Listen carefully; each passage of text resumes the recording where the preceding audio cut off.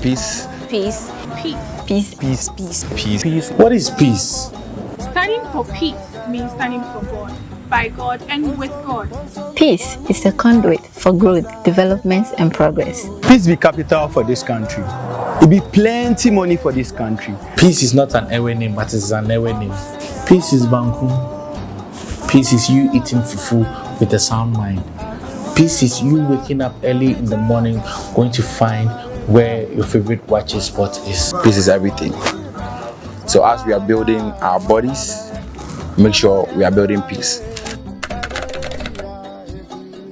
So basically, there were two levels of encounters which triggered this whole agenda. The first one is very ancestral.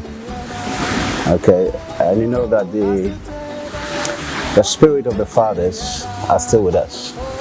So we are African people, and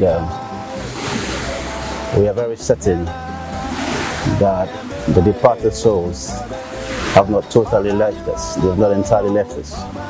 And even if you read the scripture, it talks about the spirit of the just man that remain perfect. So clearly, when the fathers leave, they have not entirely left. They are still around, and from time to time they visit us and they talk to us. So it started by me having encounters with some of the departed fathers of the land. I wouldn't go so much into detail. And it's not the first time it's happened a couple of times. But the second level of engagement or encounter happened when I do prayer walk.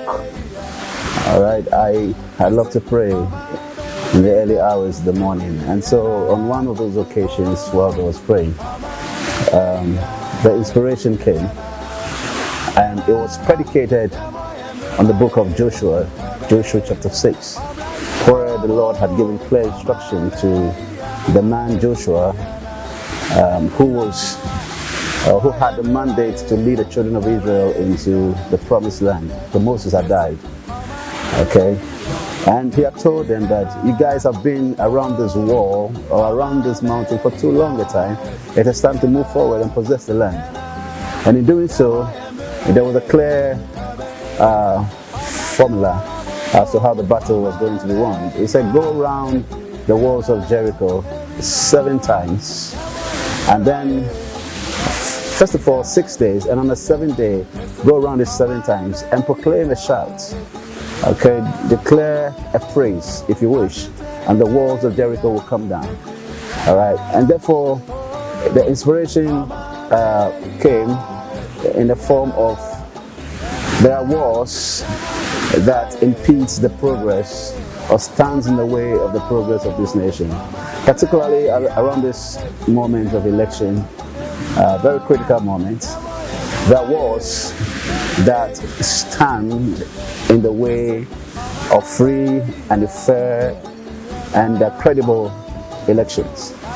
And when we go around the wall or the arc of independence 7 times, as is instructed by the Lord, the belief is that the walls would come down or would collapse, and we shall have a free, fair, and peaceful election, and this nation shall move on in progress and in prosperity.